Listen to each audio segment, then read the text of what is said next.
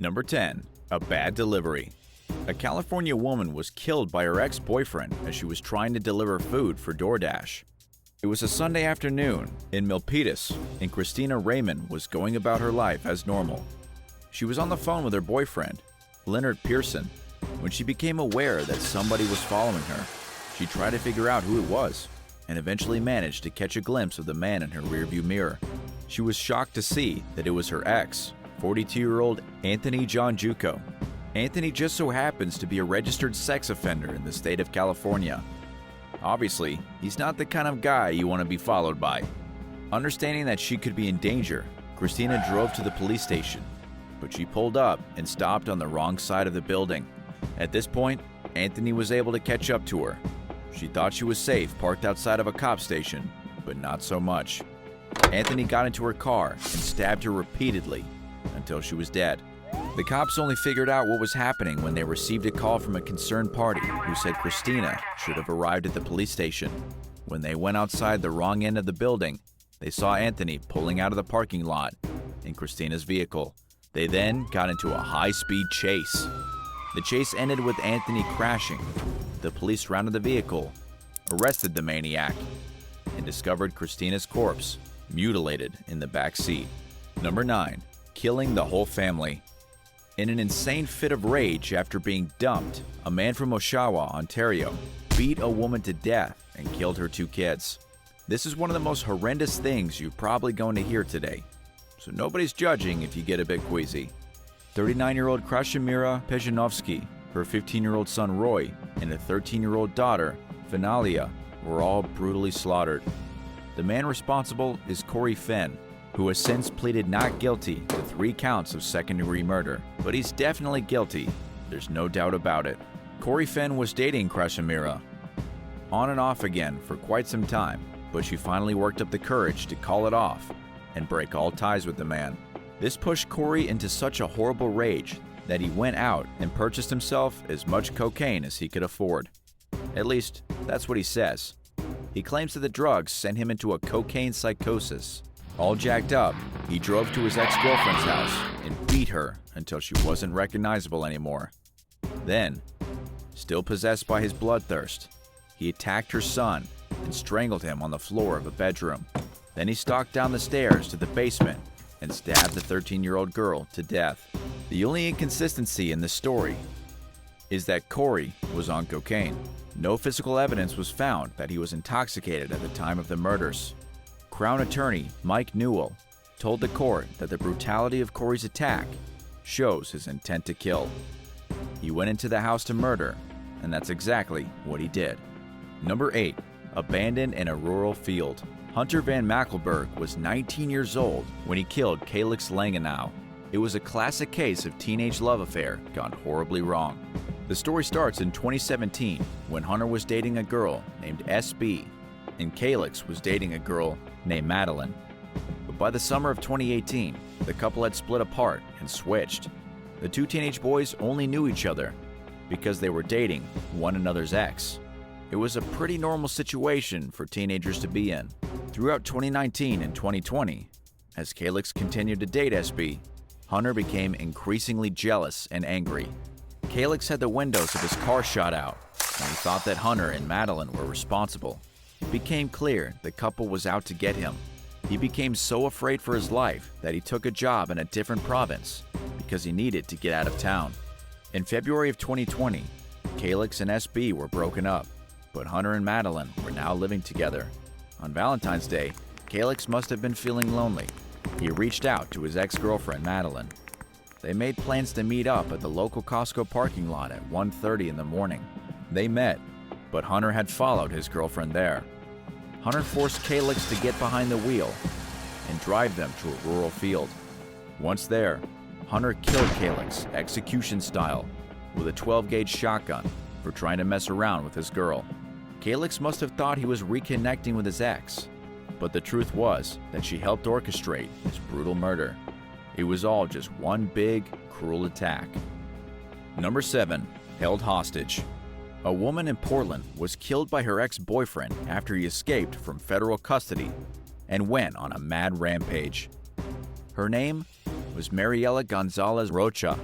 She was discovered dead in her apartment after a bizarre standoff with the police, in which her ex shot over 30 rounds at officers from inside the apartment. Mariela called the police at about 3:30 in the afternoon and claimed she was being held hostage in her own apartment.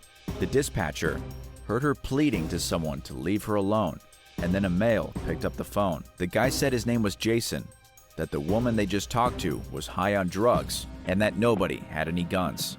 The call then ended abruptly. This was way too suspicious for police not to report to the scene. It also helped that a few minutes later, neighbors in the same apartment complex began calling the cops when they heard gunshots going off. For 10 hours, the cops tried to get into the apartment. They broke the windows, they tried using a robot, and they threw in tear gas. The escaped ex-boyfriend, Devontae Donahue, had gunned down Mariela before the police ever managed to get inside. They found her lying face down on the floor, dead from a single gunshot. And all because her ex-boyfriend managed to wiggle his way out of a Portland federal re-entry center. He was doing 9 years in prison for sex trafficking a minor. But when he was transferred, he managed to escape by cutting off his GPS ankle bracelet and making a break for it. Number 6. Shot in the back. Eva Morera Ulloa was shot in the back by her ex-boyfriend. According to the Costa Rica police, her body was discovered in the town of Barva de Heredia just hours before they arrested the prime suspect. Eva was a student, she was a young mother, and she was a vocal activist involved in bringing more attention to victims of gender violence. You might say she was a pretty good person, but all that came to an end at the hands of a man she had dated. It's sadly ironic that Eva was searching for a way to end femicides in Costa Rica, then became the victim of one herself. Her killer is Randall Garrida Oviedo, and he's since been sentenced to 35 years in prison. It's been difficult to pin down a precise motive for the killing. The plaintiff lawyer involved in the case said that Randall had established psychological entrapment of Eva, but that influence ended after they broke up. The most likely scenario is that Randall was upset and jealous that his girlfriend was able to move on without him. And so he did the only thing he could think of. He removed her from the world forever. Number 5. The worst anesthetist. An anesthetist from Baltimore made a terrifying confession on Facebook after shooting his ex-girlfriend in the head. His name was Ray J. Black, and he had worked as a nurse practitioner anesthetist until just before the murders. He was fired for a workplace dispute. It was from there that his life kind of spiraled out of control. He took to Facebook Live to announce to the entire world that he had just killed his ex-girlfriend, Tara LeBang, and that he was going after his ex-wife next.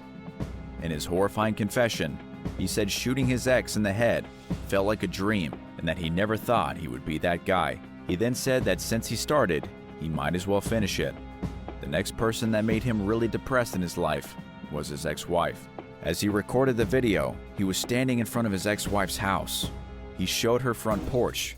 She could be seen opening the door and then quickly closing it, and then he went in for the kill. He forced his way into her house. Before the video ended, his last words heard were, "Today's the day." Seconds later, his ex-wife Wendy was dead. Is this the most disturbing thing you've ever heard being live streamed on Facebook? If you knew anything worse that happened on Facebook Live, be sure to mention it in the comments, and don't forget to hit subscribe if you haven't already. Number 4. The Last Red Light. A jealous man in North Philadelphia convinced 2 of his friends to assassinate his ex-girlfriend. Chong Lin Dan was arrested and charged with being the mastermind behind the murder plot that saw Ebony Pack, a 30-year-old nurse, get gunned down at a red light in Lansdale in November of 2020. He didn't pull the trigger himself, cowardly convinced 2 of his friends to do it for him.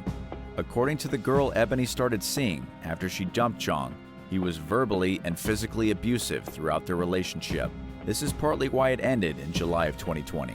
After Ebony started seeing the new girl, Chong became extremely jealous. He was angry, he threatened her, and he plotted to kill her. Chong had his friends Vance and Dan, along with a third gunman, as she was driving to her girlfriend's house in Landale. When she got to the stoplight, they pulled up beside her and opened fire. When the police tried to track these guys down, 2 had vanished.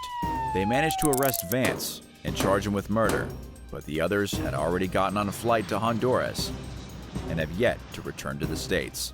A warrant for their arrest has been issued, but the cops haven't been able to find any information as to their whereabouts. Right now, Chong and Vance are the only ones in custody. Number 3. Left in a suitcase. Valerie Reyes was stuffed in a suitcase and then dumped in the woods and left to suffocate. It was her ex-boyfriend, Javier de Silva Rojas, who committed the despicable crime. To understand what happened, we need to go back to January of 2018. The pair met on the internet and started dating. They had an affair for about 3 months, but it ended because Javier was more interested in being romantic than Valerie was. This led to tension between them because he wanted things to get serious, and she just wanted to mess around. The two broke up, and Javier became depressed. On January 30th, 2019, Valerie didn't show up to work. She hadn't been seen for 2 days, and people were worried. She was working her dream job at a bookstore in New York, while Javier worked at a restaurant as an illegal immigrant whose visa expired. On February 5th, Valerie's corpse was discovered by some highway workers in Connecticut. They found a red suitcase in the forest about 20 feet from the road with her mangled body inside of it. She had been bound with duct tape and beaten, but was still alive when left in the woods. She died a slow and agonizing death in that suitcase, all because Javier was distraught that she no longer wanted to see him. Number 2. Thanksgiving Day killing. On Thanksgiving Day, a woman in Madison County, an advocate for the victims of domestic violence, became a victim herself. A call came into the sheriff's office at about 1 p.m. in the afternoon, reporting a possible death. When first responders and deputies arrived at the address, they discovered Leslie Reeves and Christopher J. Smith shot and bleeding on the floor. Smith suffered injuries and was rushed to the hospital but survived, while Leslie was pronounced dead on the spot. Leslie was a respected member of the community. She operated a small business in which she taught women to do yoga, to stay fit, and to practice self-defense. The investigation into her death revealed that her ex-boyfriend, Robert Tarr, had been harboring some animosity against the woman. He's currently on trial for her murder. During the most recent court appearance, it came out that Robert had texted a close friend that he suspected Leslie was on a date with a dude. Eyewitnesses say his vehicle was spotted several times moving between his home, about an hour away, and the place where Leslie was murdered. It seems that he had followed her on a date she was having with a man, then broke into the house and killed her, execution style.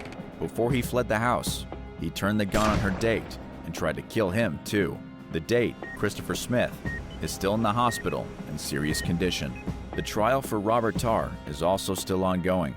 Right now, he's sitting in jail waiting for a decision to be made in February. His fate now lies in the hands of a jury. And number 1, failed property dispute. Wajiha Swati was a citizen of the United States of America of Pakistani origin. She went to Pakistan in the middle of October to settle a property dispute that she was having with her ex-husband, Rizwan Habib.